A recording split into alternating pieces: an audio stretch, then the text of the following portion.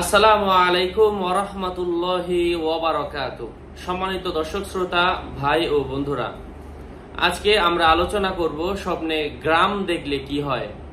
গ্রাম দেখার স্বপ্নের ব্যাখ্যা আমরা অনেকেই জানি না, অথবা অনেকেই খুঁজতেছেন, তারা জানতে চাচ্ছেন। তাদের জন্য আজকের এই ভিডিওতে আমি ইনশাআল্লাহ জানিয়ে দিব স্বপ্নে গ্রাম দেখলে কি হয়।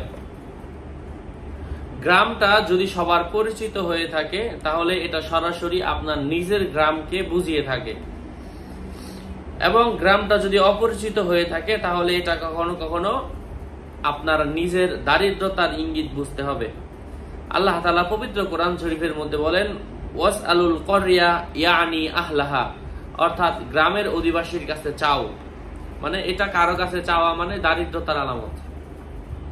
আবার কখনো গ্রাম যদি কেউ দেখে গ্রামের মধ্যে অত্যাচারিত, কুসংস্কার, অত্যাচারের ভরে গেছে, কুসংস্কারে ভরে গেছে, বিশৃঙ্খলায় বুঝায়, এই জাতীয় স্বপ্ন দেখা ওই এলাকার মধ্যে,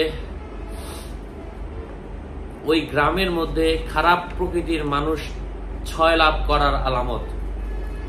গ্রামের পিঁপড়া দেখা এটা কখনো কখনো অসুস্থতার আলামত বুঝিয়ে থাকে। যদি কেউ দেখতে পায় গ্রামটা খুবই সুরক্ষিত রয়েছে, গ্রামে ফুলে ফসলে ভরা, এই জাতীয় স্বপ্ন দেখা আল্লাহ তাআলার গায়বী সাহায্য লাভের আলামত বুঝতে হবে। আশা করছি আপনারা বুঝতে পেরেছেন। এই বিষয়গুলো নিয়ে আর অনেক ভিডিও আসবে আমাদের চ্যানেলে, আপনারা দেখবেন, উপকৃত হতে পারবেন। আসসালামু আলাইকুম ওয়া রাহমাতুল্লাহি ওয়া বারাকাতুহু।